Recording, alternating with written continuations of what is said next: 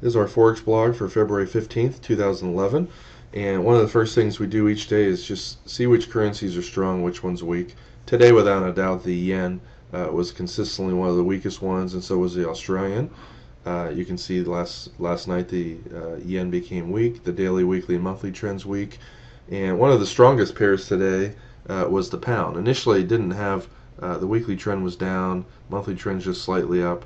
Starting at 3, the pound was super strong, and you can buy the strongest ones. Forgetting the daily, weekly, monthly trend underneath here. If you see extreme strength in one pair, usually those trends will continue for a few hours. It always helps if the daily, weekly, and monthly trends, super strong. We don't really have any pairs that, quite a few pairs have done counter trend trades against their maybe the previous month's trend.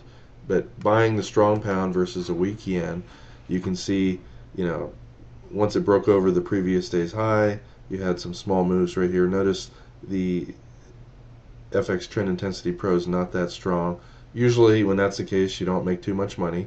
And then the second, pullback. A lot of times, currencies break out above the previous day's high. If they can't get back down underneath the previous day's high, they're still extremely bullish.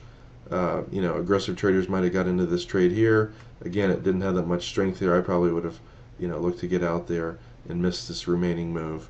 It pulled back again, didn't break underneath the previous day's high, and then upon breakout right here, absolutely took off.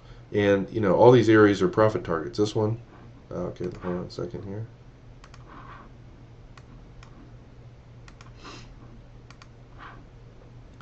There you go.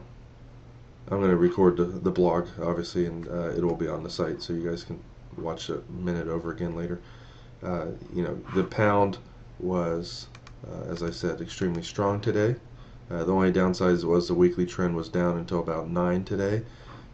In the yen, without a doubt, the daily trend, weekly trend, monthly trend, extremely weak. Real-time weakness there, as was the Australian, consistently weak all day long. So if the pound has real-time momentum to the upside and the yen is weak, like I said, you're looking to buy the breakouts of the previous day's high or any kind of sideways rectangle type pattern. There's scalping systems and then there's longer term systems. I'm going over, the longer term systems with sometimes 1 to 3 hour hold time. In the room, you saw me mostly take scalp-like trades.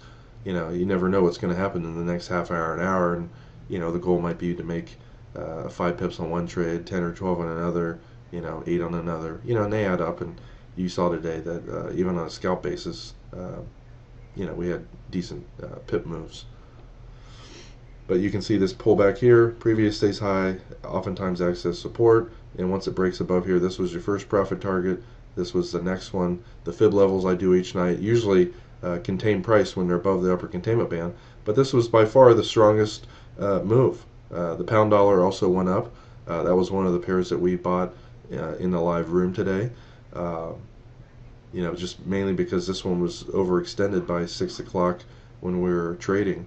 You never know if it's going to shoot 50 or 100 pips above the upper containment band. Usually they go a few pips above the upper containment band and come back. Oftentimes it's a riskier buy up there. Speaking of the pound dollar, let's bring that up here. Again, the monthly trend's up, weekly trend was up, then shifted down. It was pretty much mixed a little bit. When a currency is above the previous day's high, and in fact, this is right where we got into one of the trades I called out today. The market was just hovering right underneath the previous day's high, and the next resistance is all the way up here, so it's a good 25 pips away. And the pound yen, we were watching that in real time. It was exploding up, which is not only telling you that the yen is weak, but the pound's strong. So oftentimes the pound yen goes up, the pound dollar will go up too. This was the lagging indicator. It's very hard to teach that in a live class or on our video blog. But if you're watching, a bunch of currencies at the same time, if you see the pound yen going up, the euro dollar going up, Australian dollar going up, New Zealand dollar going up, it means the dollar's weak, obviously. And if you, especially see the pound yen going up, you have a higher odds that breakout trades are going to work. If you're watching, all the currencies at the same time, that's kind of what our statistical trend tools do. And you can see it's dark green showing the extreme real-time strength that started back down here around 60.50, and it stayed green all the way up to, maybe the 30 level. Um,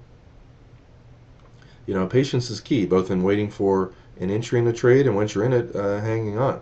As I've always said in class, I tend to be more of a scalper and in and out too soon. And you saw it today. We got into this pound trade here, and I don't remember exactly how much I made on it. It wasn't much, 7 or 8 pips. This is the first trade I called out in the room, and I don't want anybody to lose money on my calls. Once people are up, a few hundred pips over the next few months, I'll hopefully have the ability to kind of throw away some 7-8 pip wins in order to catch more 30 and 50 pip moves like this. But when the market gets above the upper containment band, we started looking for some counter trend sells up here where we had a very small 10 or 15 pip move here. I got again in at 50, and then at 62 my average price was 55. Rode that down. I think I got out here around 45 because I had to get ready to come into work. But the currency meter finds some absolutely strong moves. One of our traders did an excellent job shorting the pound dollar. I'm sorry, the Australian dollar today. The Australian was extremely weak, hovering right around its hourly moving average right here, and you can see the weekly trend was down, broke down right there. They might have even been short up here around 25. A lot of times when currencies trend down, they come back up. When they can't break and stay above the hourly, usually the trend begins again. This was a very high probability trade. It didn't appear to be moving fast enough for my taste, so unfortunately I didn't pull the trigger. I wish I would have. It was excellent job. This was the first profit target, and there was a lot of support underneath that down here around 90. Fib level, monthly pivot, previous day's low, and you can see that that area did act as support, and that's where the end of the move was.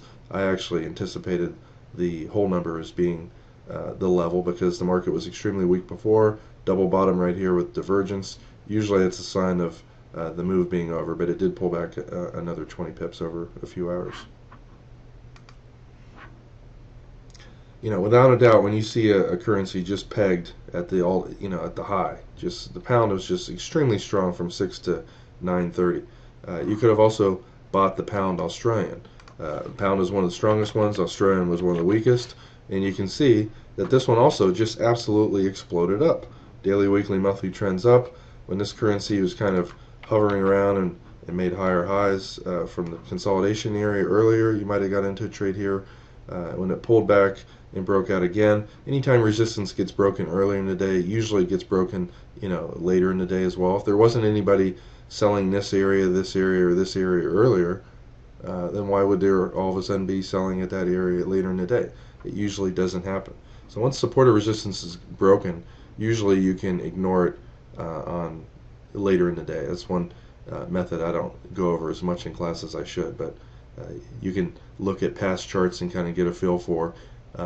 It does seem to occur quite often. When a support area holds or resistance, it tends to act as support resistance later, but when it doesn't, you can somewhat disregard it. If it does stall there and go sideways, you might want to exit your trade, but if it shoots right through it, just hang on. And this was our likely high up here. Previous week's high is also there, but you can see just off the chart statistical strength, this second breakout went from 6,000 up over 100 pips. And the currency meter, pretty much shows you way before that the Australian was just extremely weak, the daily, weekly, monthly trends down, and the pound was really one of the stronger pairs. Earlier today, the CAD had a lot of strength off and on from about 230 to 8, and you could have also looked for CAD yen buys as well. Super strong CAD, weak yen. I wouldn't have taken any of these trades earlier because the Fibonacci area is right here. Hit the previous day's high, pulled back. There was less weakness on the pullback than the strength. And so once it went above this area, normally it would be a pretty high probability trade, but you got it looks like the previous weeks and months high right here, which is major resistance. If you did take that trade, you might have wanted to exit this with a very small 5 to 8 pip profit. Pulled back, didn't get back underneath the previous day's high. And any time support resistance area is broken, and then it acts as the opposite. Resistance once broken becomes support. When it didn't go back down here, a lot of times the market will go higher. And most of the time, the upper containment bands are a decent place to take a profit. You can also, anytime they go above the upper containment band, draw on your fibs like this and really consider getting out at one of these fib targets. Usually when it's at or above the 1.618, that's the end of the move. So somewhere around 8:30 or 9, you might have been looking for on a 50 tick chart or scalping trade, quick little counter trend move, which in this case, this is what I had kind of anticipated would have happened in the pound dollar because it was up so much, but it never really came to pass. But you can see this one pulled back about 25-30 pips, which oftentimes when currencies are above the upper containment band, they do. The only difference between this and the pound dollar, pound yen is this never had off the charts statistical strength.